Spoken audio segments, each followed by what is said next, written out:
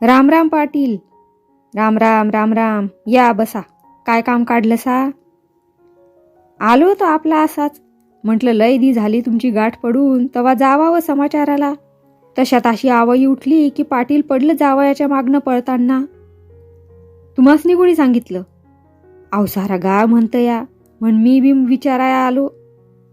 मास्तर आयत्या येळाला आला म्हणून तुम्ही शाबूत तरी घराला परत आलासा. इटोबानं तुमच्या घरात चोरी करावी म्हणजे लई वाईट गोष्ट आहे. काय नेलं भिलं काव? चालताव माझ्या मोरनं. गावातील एका माणसानं विशेष चौकशी सुरू केल्यावर आजोबांचा तीळपापड उडाला. ते एकदम त्या माणसावर खेकसले. त्यामुळं तो बिचारा ओशाळला, घाबरून मागं सरकला आणि आश्चर्यानं त्यांच्याकडे बघू लागला. जा म्हणतोय नव्ह का? आजोबा त्या माणसावर तुटून पडले.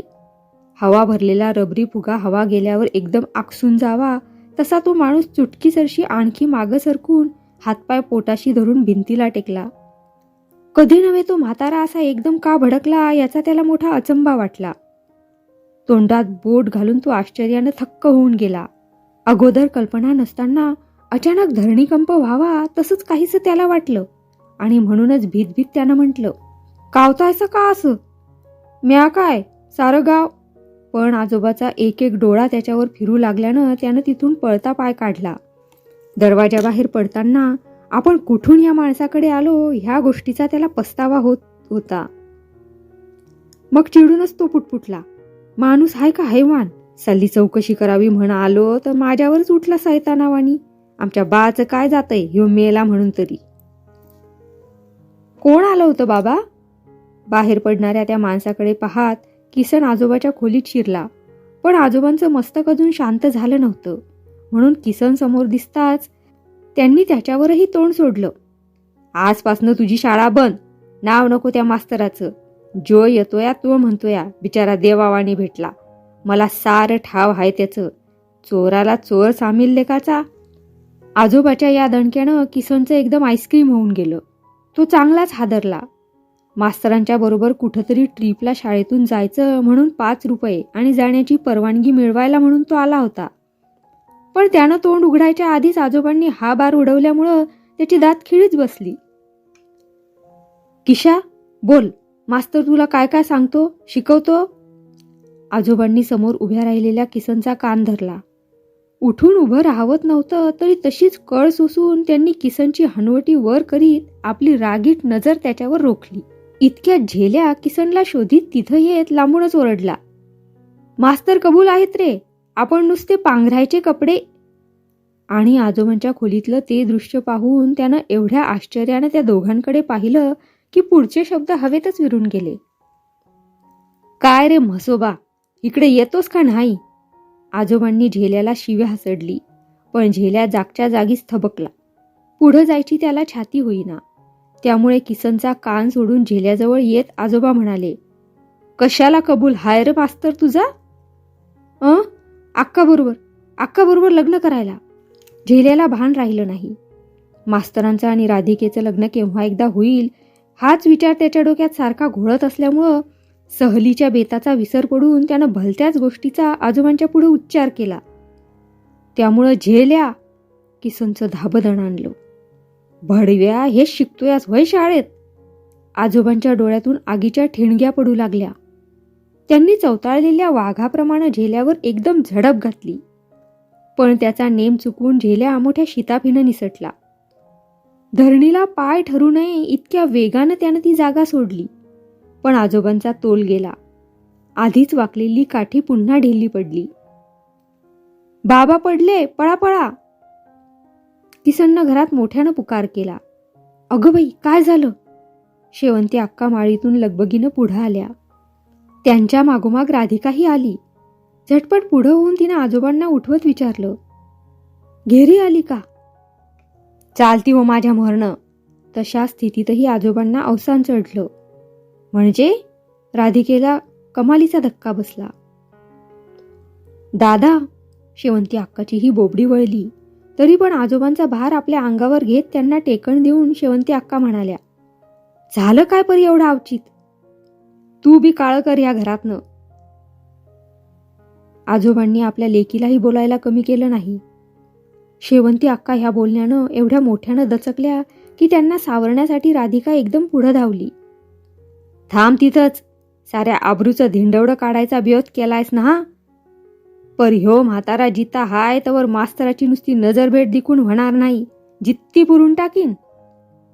आजोबांनी राधिकेला पुढं यायचा प्रतिकार केला. राधिकेच्या काळजालाच आजोबांनी एकदम हात घातला.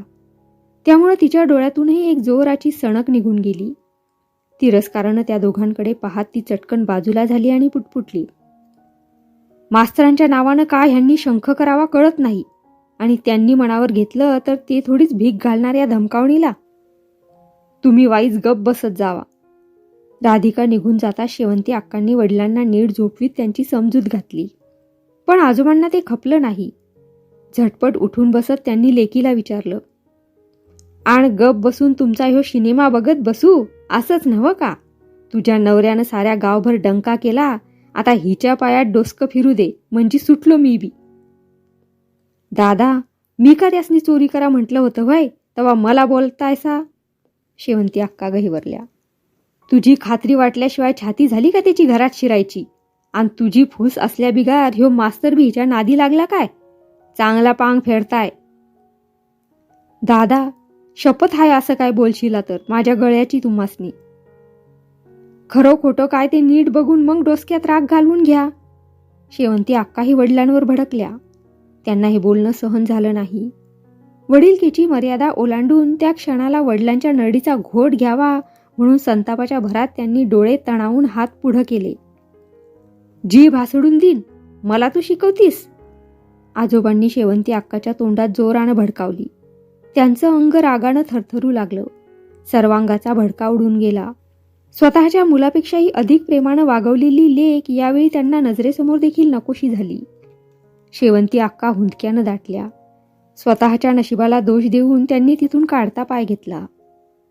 जा, मेलीस तरी डोळ्यात टिपूस यायचा नाही फाकड्याच्या. आजोबांनी लेकीवर आणखी एकदा तोंडसूक घेतलं आणि चडफडत तोंडावर पांघरून घेऊन ते पडून राहिले. ह्याला जमीन जुमला नाही, आईबा नाही, बहन भाऊ नाही, गणगोताचा तरी पत्ता हाय का नाही कुणाला ठाव. आणि असल्या दळभद्र्याच्या त्याच्या नुसत्या मास्तरकीवर भुलून पोरगी द्यायची. खाईल काय पोरगी जन्मभर? का तिला बी मास्तरीन करून गावन गाव टिपीत फिरणार ह्यो लेकाचा? ते काय नाही, उद्याच्या उद्या ठरवतो हिचं लगीन. अगदी नागरगठ्ठ्या मिळाला तरी 72. एका रातीत मांडव घालतो, त्या बिगार डोळं उघडायचे नाहीत. आणि त्या सटवीला बी दाल्याच्या घरला लावून देतो. मेली तर मरू दे त्या इट्याच्या दारात. लेख नाही म्हण, सुखात राहीन मी. आजोबांच्या अंगाची लाही लाही होऊ लागली.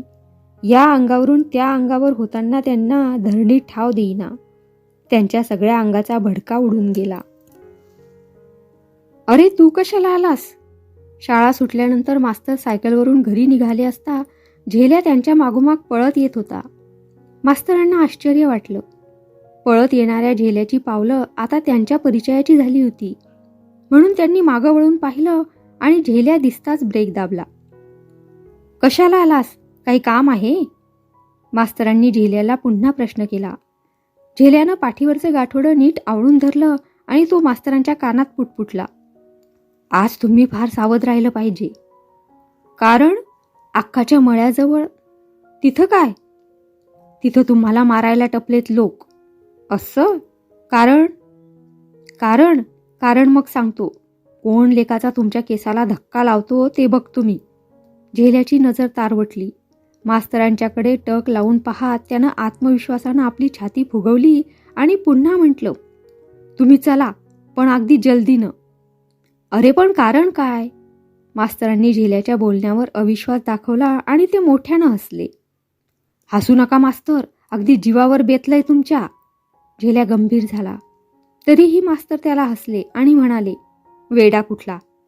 माझ्या वाट्याला रे कशाला कोण जाईल? खरं आहे मी म्हणतो ते, आणि म्हणून मी हे दगड गोळा करून आणलेत. झेल्यानं पाठीवरचं गाठोडं नीट सावरलं. दगड कशाला रे? मास्तर पुन्हा हसले. त्यामुळं झेल्या चिडला आणि मास्तरांच्याकडे रागानं पाहत म्हणाला, इतका जीव तोडून सांगतोय तरी थट्टा वाटते होय? कशाला म्हणजे? तुम्हाला कुणी मारायला आलंच तर त्याच्यावर भिरिरी फेकायला हो. स्वतःची काळजी घेऊन आपला जीव धोक्यात घालणाऱ्या झेल्याचं मास्तरांना कौतुक वाटलं. त्यांच्या डोळ्यात आनंदाश्रू तरारले. प्रेमानं झेल्याला एका हातानं जवळ ओढीत ते म्हणाले, तू जा, माझी काळजी करू नकोस. नाही नाही, मला अक्कानं सांगितलंय, म्हणाली मास्तरांच्या मागं अस सारखा.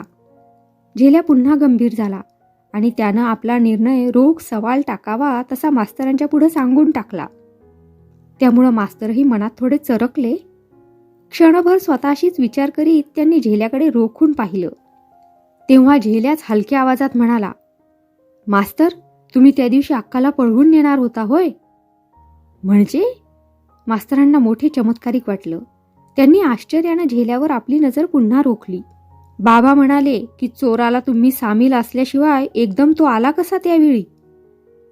आणि याशिवाय असेही म्हणाले की अक्काला पळवून न्यावं म्हणून वेळ साधून पाळतीवर असाल तुम्ही.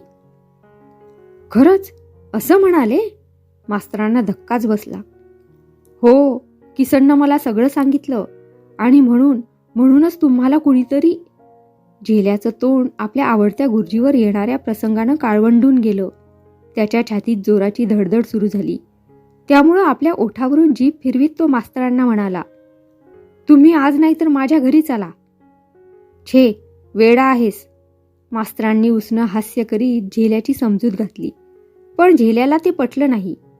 तो मास्तरांच्या पुढं होऊन त्यांची वाट रोखीत म्हणाला, चला घरी, नाहीतर मी येणार. मास्तरांचं डोकं सूध होऊन गेलं. काय बोलावं, काय करावं याचा त्यांना चटकन निर्णय घेता येईना. ते नुसते झेल्याकडे बघत राहिले आणि मग दुसऱ्याच क्षणाला, तू जा, मी जातो आता, असं झेल्याला बजावून त्यांनी जाण्यासाठी म्हणून सायकल नीट हातात धरली. मग झेल्या सायकल पुढची दांडी धरून म्हणाला, मग मी येणार. बाबांना तुम्ही नको असला तरी मला पाहिजेत. मी तुमच्यासाठी काय वाटेल ते करीन मास्तर. अरे असं काय वेड्यासारखं, मला कोणी काही करत नाही, चल. मास्तरांनी झेल्याची पुन्हा समजूत घातली आणि ते झटक्यानं पुढे निघून गेले. मास्तर! झेल्या सायकल मागून पळू लागला. पण मास्तरांनी सायकलचा वेग बराच वाढवल्यामुळं झेल्याची हाक त्यांना ऐकू गेली नाही. झेल्या पळता पळता थांबला. त्यानं दूरवर पाहिलं. मास्तर वेगानं जात होते आणि एव्हाना त्यांनी राधिकेच्या मळ्याची सीमाही झपाट्यानं ओलांडली होती. झेल्याचा जीव खाली पडला. मास्तर सही सलामत पुढं निघून गेल्याचा त्याला आनंद झाला. समाधानाचा श्वास टाकीत त्यानं हातातलं गाठोडं दूर भिरकावून दिलं. त्याच वेळी शेवंती अक्का राधिकेनं फेकून दिलेल्या भुईमुंगाच्या शेंगा मातीत गोळा करून पुटपुटत होत्या. आपलंच नशीब खोटं, त्यात दुसऱ्याला बोलून उपयोग काय? तो मुडदा आला नसता चोरी कराय तर ह्या कार्टीनं तरी का पुढ्यातल्या शेंगा खाऊन माजल्या आणि भिरकावल्या असत्या.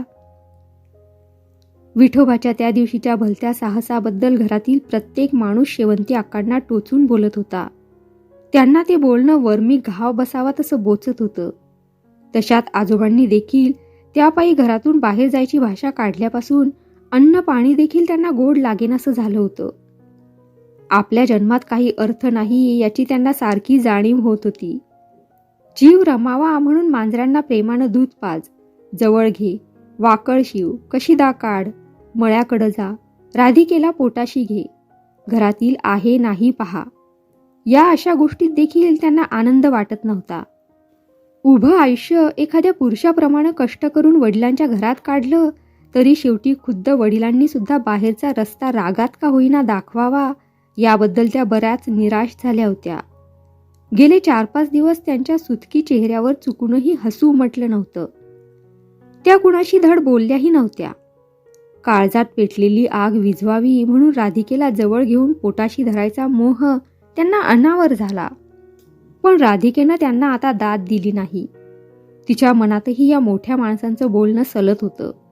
मास्तरांबद्दलचा ह्या लोकांचा अनाठाई राग तिला खुपत होता. आत्याबाईंची मर्जी राखायची आता तिला फिकीरही वाटत नव्हती. कसं होईल दिवा ह्या कार्टीचं? शेवंती अक्कांनी पुढ्यातील शेंगांची दुरडी बाजूला सारली आणि फणकाऱ्यानं निघून गेलेल्या भाचीकडे काळजीच्या दृष्टीनं पाहिलं. मास्तर बी तसा काय वाईट नाही म्हणा. शेवंती अक्कांच्या मनात मास्तरांच्या बद्दल किंचित चांगुलपणाची छटा उमटून गेली. कसं कोण जाणे, त्यांचं मन त्या क्षणाला मास्तरांच्या बद्दल सहानुभूतीनं विचार करू लागलं आणि त्याचबरोबर वडिलांच्यावर सूड घ्यायचा विचारही त्यांच्या मनाला चाटून गेला. काय बिघडत नाही मास्तराला जमीन जुमला लय नसला म्हणजे. चाटून खायची असती या काय श्रीमंती कुणाची. चांगला तरणा ताठा गडी जवान हाय. लिहिणं बी झकास येतं या. 4 चांगल्या माणसात उठबस बी आहे त्याची. आई बा नसला, भाऊ बहिणी नसल्या मग त्याचं काय बी आडायचं नाही. बाहेरची रगड माणसं जोडल्या ती त्यानं. शेवंती अक्काचं मन मास्तरांच्या बद्दल थोडंफार निवडत चाललं. पण त्यांच्या मनात शंका आली. पै पावणं काय म्हणत्याला असल्या माणसाबद्दल. अशा का 10-5 पोरी उरावर हायत्या तवा ह्यांनी घाई करून या मास्तरड्याच्या पदरात बांधली पोरगी. काय सांगायचं मग. आणि या शंकेनं ग्रासून जायच्या आधीच स्वतःच्या स्थळाची माहिती त्यांच्या डोक्यात घोळू लागली. आपलं मस चांगलं होतं. चौ बाजूंनी 4 माणसात उठून दिसण्याजोगं. मग काय झाला त्याचा शेवट. सारं बसलं नव्हं जिथल्या तिथंच जाग्यावर. आणि नवरा म्हणायचा त्यानं तर सरता सरना असं घरचं राज असताना रांडच्या पायात भिकचं डोळे लावून चोरीचा धंदा सुरू केला. मान वर करायची सोय उरली नाही. तोंडात बोळा कोंबला तवाच गळा बी दाबायचा नाही बिचाऱ्यानं. का मला अशी तिष्ठत ठेवली असती या घरात. मर मर काम करून पोटाची आग भागवायची हेच नव्हं आमचं नशीब. बा म्हणायचा ती बी आता राग राग करतोया. बरोबरीला आलेल्या लेकीच्या थोबाडीत मारून चालती हो म्हणायला लागला आता. शेवंती अक्काचं हृदय पेटून गेलं. असल्या पै पावण्यापेक्षा मास्तर एकटे असले तरी त्यांच्यात माणुसकी आहेत. ते शिकलेले आहेत, शहाणे सुरते आहेत, स्वभावानं प्रेमळ आहेत, माणसांची लोभी आहेत आणि शकीच्या नवऱ्यापरात शिकल्या ती. या भावनेनं त्या पुन्हा विचार करू लागल्या. काय नाही बिघडत तसं झालं तर. आपली पोरगी तरी सुखानं 4 घास खाईल त्याच्या घरात. दादा म्हणत्या ती काय बी. त्यासनी गप बसून एकदा विचारावं तरी मास्तराला. आपण द्यावा हुंडा, द्यायची ती जमीनच 4 बिघ. आणि त्यांची त्यांनाच ही कल्पना आवडली. त्या नादात त्यांनी राधिकेला हाकही मारली. पोरी इकडे ये बघू वाईच. निजली या वाटतं. का हो. राधिकेऐवजी कमळाबाई शेवंती अक्कासमोर आली. आत्ता होती निजली कवा. काम काय ते तरी सांगा. मी हाय की आता मोकळीच. निजली या वाईच निजू दे. काम तुझ्याकडं नाही तीच पाहिजे. बोलीव बरं. उठवायची निजल्याली. राधिकेचं अंग थोडं गरम झालं होतं म्हणून तिची झोपमोड करू नये या भावनेनं तिला उठवायला कमळाबाईचा जीव होईना. पण त्यामुळे शेवंती अक्का चिडून म्हणाल्या. बोलीव म्हणतीया ऐकू ये ना व्हय. बिचारी कमळाबाई मुकाट्यानं माघारी फिरली. इतक्यात राधिकेला शोधित आलेला झेल्या खुशीत येऊन मोठ्यानं म्हणाला. मास्तर शाबूत आहेत ग अक्का. कसली बी काळजी करू नगस. पण ते ऐकून शेवंती अक्काचं मस्तक पुन्हा भडकलं. रागानं दात ओठ खात त्यांनी झेल्याला शिवी हासडली. मेल्या तुला र कोणी सांगितला ह्यो चोंबडेपणा. तू गप्प बस आते. मी अक्काला सांगतोय. मास्तरांचा विलक्षण लळा लागलेल्या झेल्यानं शेवंती अक्काचं तोंड बंद करायचा प्रयत्न केला. रागाच्या भरात त्यानं ही मर्यादा ओलांडली. त्यामुळे शेवंती अक्काचं मन मास्तरांविषयी पुन्हा पालटलं. दोन्ही हाताची बोटं मोडून झेल्याला शिव्या देत त्या पुटपुटल्या. थांब. मास्तराबरोबर आता ही कार्टी नुसती बोलतीया तरी कशी ते बघतेच मी बी. आणि राधिकेवरही जणू सूड उगवायचा या भावनेनं त्यांच्या मनाला एक कल्पना अकस्मात चाटून गेली. माझ्या नशिबात हे सुख नाही ते मी हिला तरी भोगू देईन का. अशीच चरफडू दे जलंभर माझ्या पराजबी.